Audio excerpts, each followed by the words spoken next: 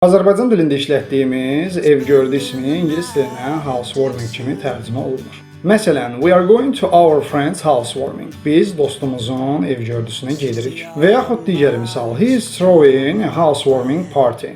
O, ev gördü şənliyi təşkil edir. Növbəti sözümüz behdir. Beh, alqı-satqı zamanı tərəflərin öhdəliklərini təsdiqləmək məqsədi ilə alıcının satıcıya ödəniş kimi verdiyi pul məbləğidir. Bu isə ingilis dilində down payment adlanır.